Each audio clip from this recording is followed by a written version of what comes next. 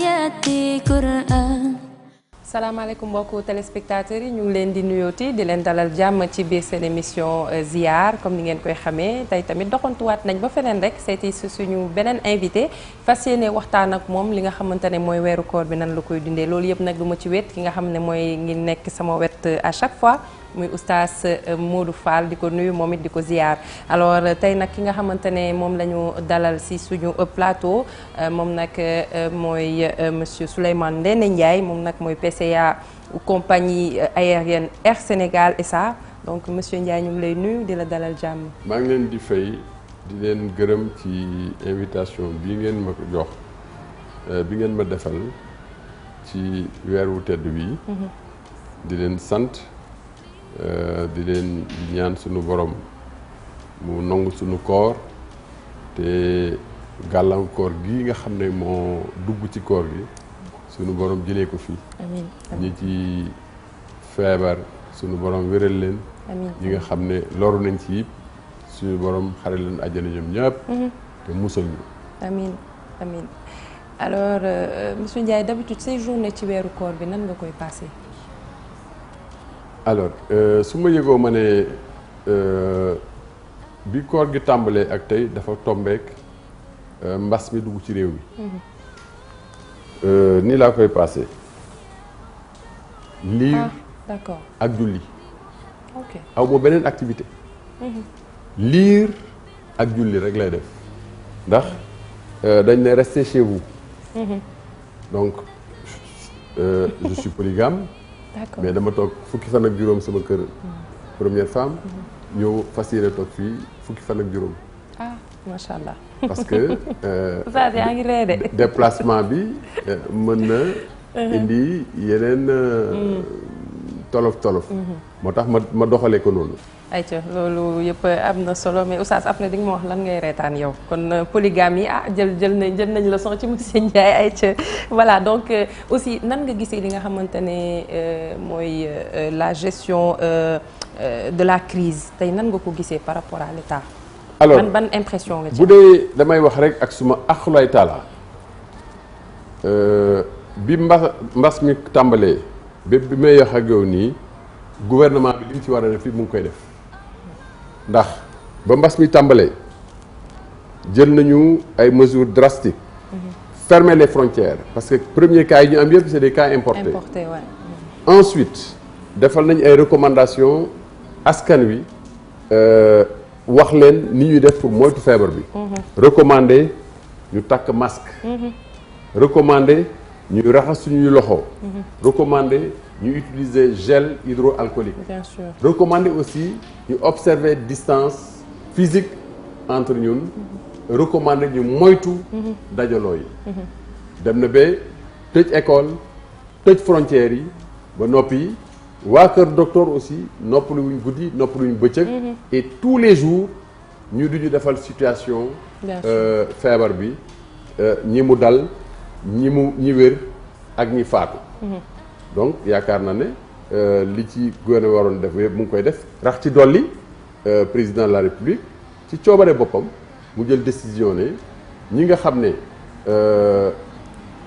feebar bi impacté na leen mu natt ko ci 1 million de ménages. Certainement que direction statistique ñoo ko jox chiffre bi mu ne dina leen dimbale ci ceeb dina leen dimbale ci suukar dina leen dimbale ci dugub dina leen dimbale pardon ci sucre. pour que mu ak savon mu wàññi seen coono parce que buñ ne confinement mooy bu kenn dem liggéeyi. te am na ñoo xam ne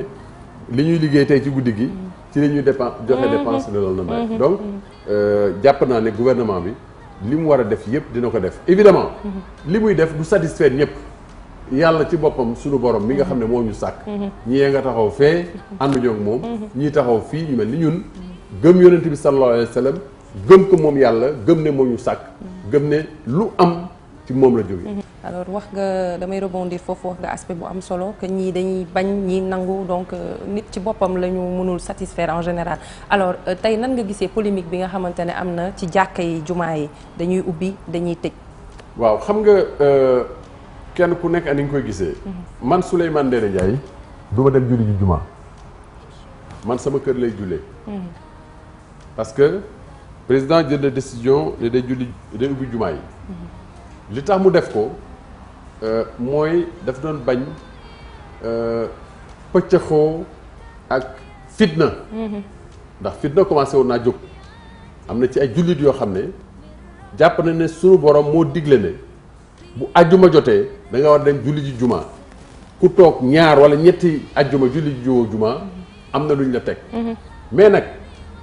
bu situation exceptionnelle taxawee. yaakaar naa ne principe yëpp dañ koy bàyyi. mais comme bañ na fitna te gis na ne am na ci ñoo xam ne jaral na leen ñu indi fitna. mu xoolaat boppam moom mooy chef de l'État gardien de la Constitution mu ne léegi ubbi naa jumaa yi. maintenant bàyyi na kenn ku nekk ak responsabilité ñi nga xam ne ñoo yor responsabilité jumaa yi également xam nañu ne feebar bi bàyyiwul ma Samba bàyyiwul ma Demba ñu recommandé ñey dem ci jumaa yi aussi ñu takk masque di observer distance réglementaire bu ñuy dem kenn ku nekk nga yóbbaale sa sijaada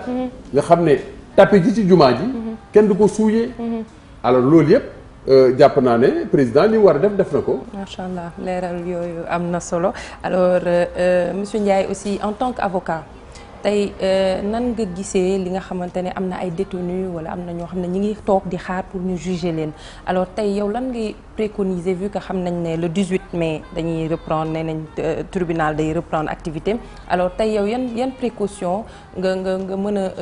dictel ñi nga xamante ne ñoo yor wàll woowu pour que ñu mën a relancer li nga xam ne mooy la machine judiciaire. man bu fekkoon ne man may garde des sceaux ministre de la justice. mandat de dépôt yooyu ñuy décerner systématiquement aux personnes qui sont déférées au parquet. dañ koy wàññi parce que bu fekkee ne mandat de dépôt mooy principe bi mooy règle bi. dimbalewuñu waa Kër Docteur ndax ci ñu ñuy placer sous mandat de dépôt am na ci ñu porteur du virus am na ci ñu asymptomatique donc feebar bi yàlla nañ ci yàlla musal xëy na kenn déclaré gu ko ci prison yi mais. ku ñu jàpp war laa juger en flagrant délit bokkul ak dossier bu nekk en instruction dañ la war a da ngay def léegi ñu juger la ci saa si. donc am na ay audience de flagrant délit yoo xam ne dañ ko programmer lundi mercredi vendredi léegi sax dégg naa yokk nañ nombre d'audience de flagrant délit yi fan yële ci gannaaw defoon nañ audience boo xam ne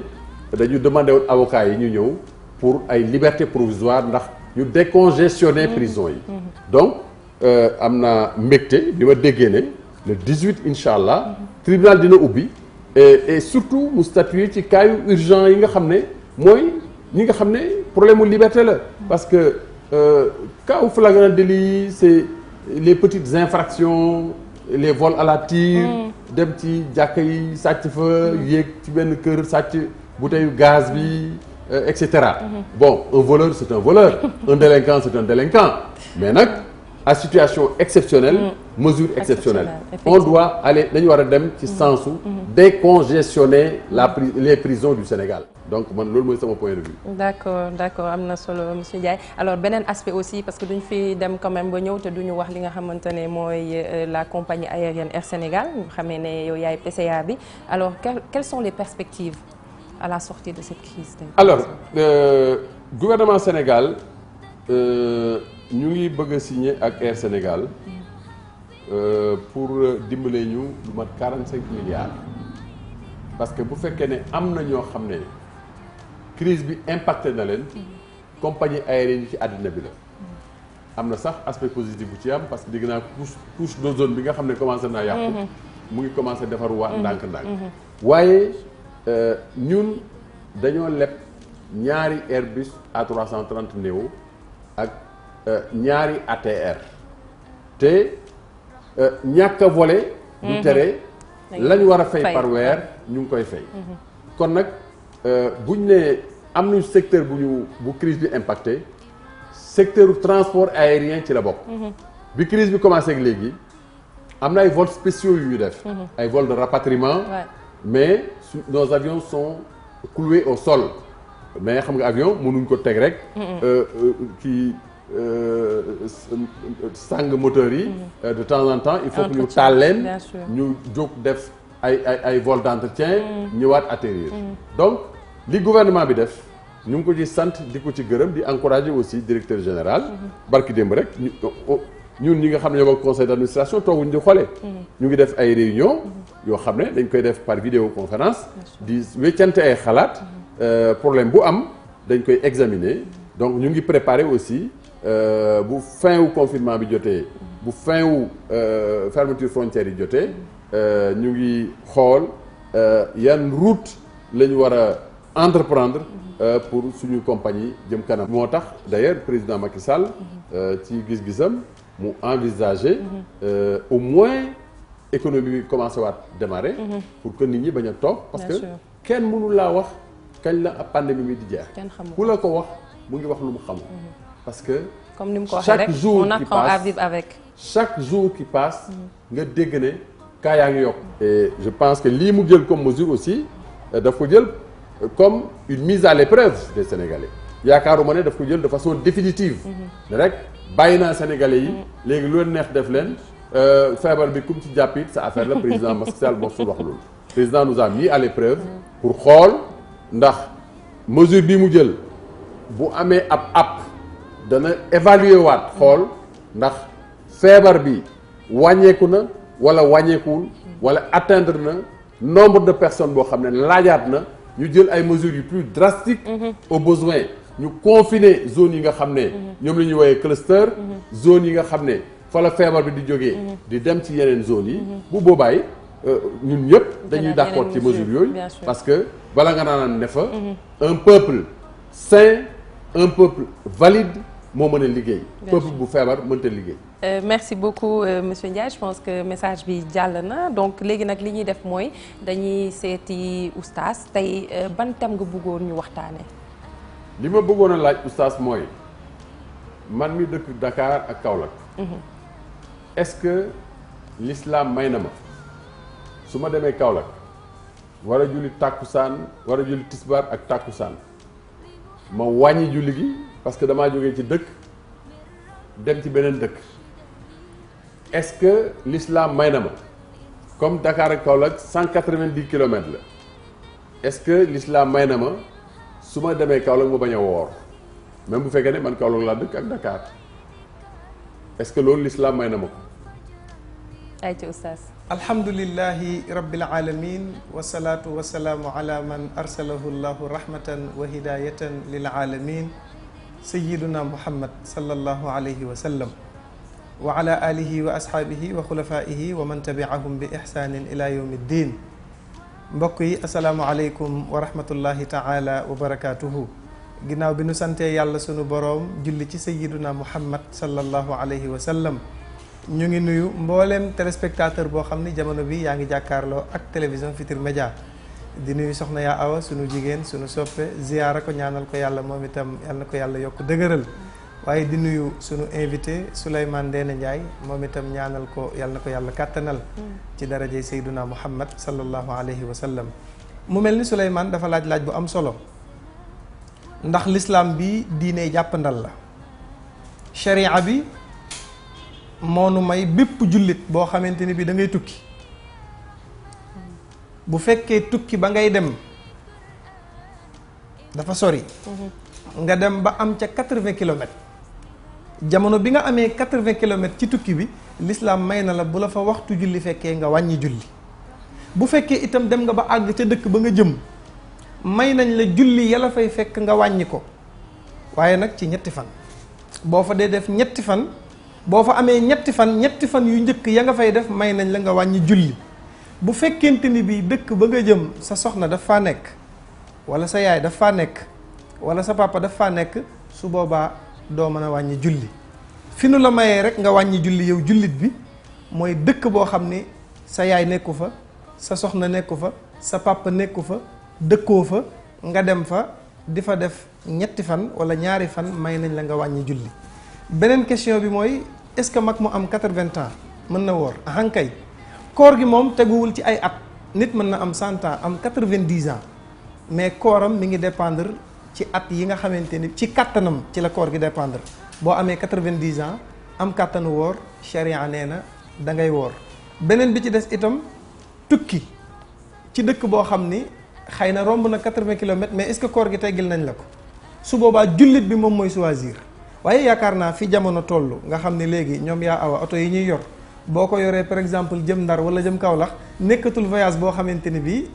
war nga mën a bañ a woor loola ba ko lislaam di wax xëy na muy tukki boo xam ne dana metti yàlla wax ni fa man kaana minkum maridan aw ala safarin ki nga xam ne dafa feebar wala muy tukki bu sori boo xam ne dana ca jëlee ay coono teggil nañ ko koor gi kooku loolu mooy ñi nga xam ne lislaam teggil na leen koor gi jullitam at yu mu am lu mu bari bari bu ko kàttanam mayee mu mën a woor tabaarakallaahu dafay woor waaye boo àggee sa dëkk itam fan yi nu la may nga wàññi julli mooy ñetti fan